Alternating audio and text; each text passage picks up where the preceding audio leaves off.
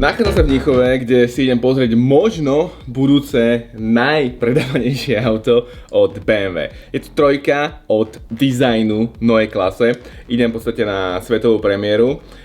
Samozrejme, že to auto dopredu uniklo. Videl som ho bez toho, že by som podpísal nejaké NDAčko. No, je to celkom svieži dizajn, čiže porovnám si to, aké je to vidieť na fotke a aké je to vidieť to auto naživo. To, čo do tohto videa ani nemôžem dať a čo ešte dnes ja navyše uvidím, ani neviem, či to môžem, nebudem to konkretizovať. Uvidím ešte ďalšiu dvojicu nových BMW. Uvidím proste tu vrcholový rad, povedzme, v úplne novom dizajne. Tam som už niečo podpisoval, čiže tu už nemôžem úplne naznačovať. Ten vrcholový rad, rôzny, alebo prémiový, najprémiovejší, alebo jeden z tých najprémiovejších. Som sám zvedavý, ako to bude na mňa pôsobiť, ale keď si pozriete nejaké špionážne fotky, napríklad BMW M5 vo vnútri, tak tam nájdete už ten nový volant, malý, s tým panoramatic displejom, čo bude akože zaujímavé, takto šoferovať M5 a je to pomerne radikálna zmena. BMW robí takéto radikálne zmeny pomerne rado, ale vďaka tomu je jedinečné a dosť lídrom vo svojom segmente za mňa. Darí sa im to a aj keď som šoferoval X3, páčilo sa mi to. Poďme na svetovú premiéru, bude tam veľa ľudí, málo aut, ale urobím čo môžem, aby som vám to ukázal čo najbližšie a dostal vás k tomu autu aj takto cez tú obrazovku, ako keby tam. Pred nami je pôvodne basketbalová hala a je tu 4000 zamestnancov z fabriky v Mníchove, kde sa tá i3 bude vyrábať.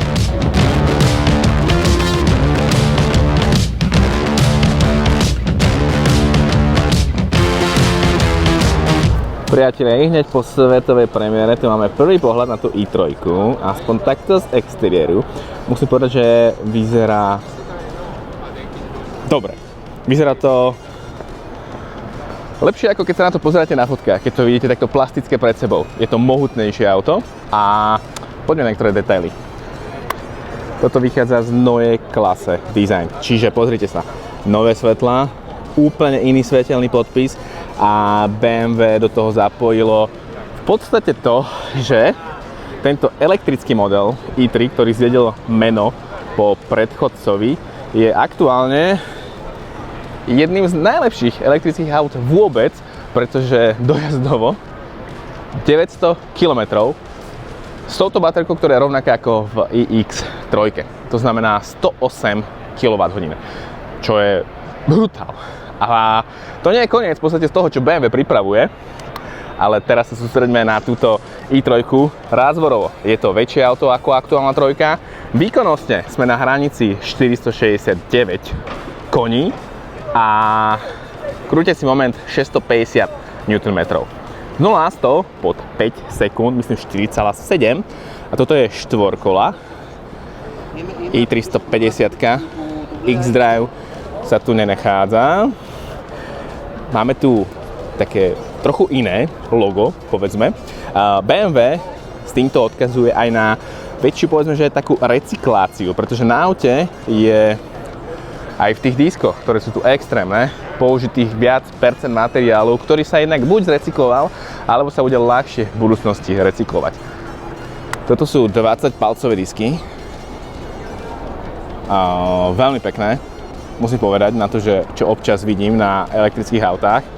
A celý vnútorný dizajn pochádza samozrejme, keďže sme v novej klase, tak máme v novej klase volant, v novej klase panoramatic display. A toto auto dostane jednu unikátnu schopnosť.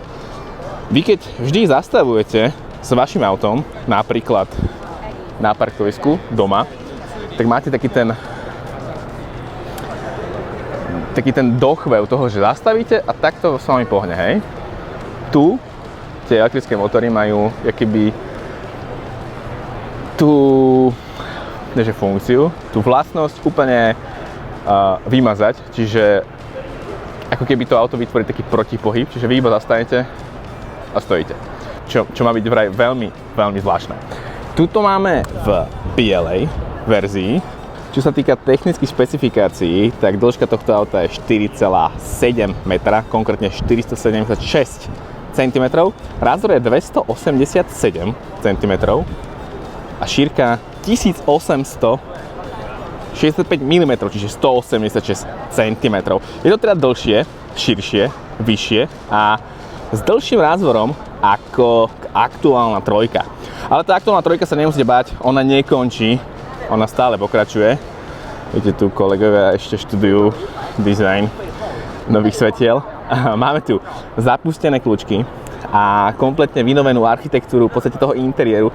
To znamená, že auto beží na ten super počítač Heart of Joy, ktorý trochu inak upravuje správanie sa asistenčných systémov, ktoré majú s vami vraj spolupracovať, nie vám kecať do riadenia. A je to pravda, lebo v tej iX3 trošku viete to auto, povedzme, že viac ovládať bez toho, aby vám do toho hneď sekalo to auto. Čiže má to byť komfortnejšie, má to byť unikátnejšie, určite dizajnom, ako predchádzajúca generácia. Je to úplne niečo iné, ako BMW doteraz robilo a robiť bude. Čo sa mne asi trochu mi nejde do rúk ten volant nový, ale to je asi iba sila zvyku. Vyrába sa priamo v Mníchove, je to jedno z prvých, povedzme, elektrických aut, ktoré tu priamo v Mníchove vyrábajú. Predstavoval tu samotný CEO, čo nebýva vždy zvykom, aby každý hociaký model automobilky predstavoval sám najvyšší. No a na cestách už uvidíte tento rok. Čiže BMW i3 naživo, priamo z Mníchova. Pozrite sa na to tenké svetlo, ten difúzor, ktorý, toto máte cúvačku, dolu máte kompletne zakrytovaný podvozok, ktorý skrýva tú obrovskú baterku.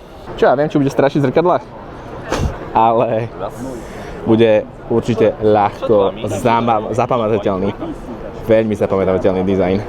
Napíšte, čo si o tom myslíte. Veľa diskusí bolo hodne ladviniek v minulosti, teraz môžeme svetielka hodnotiť. Doba sa posúva a opäť niečo určite na veľkú diskusiu na internety.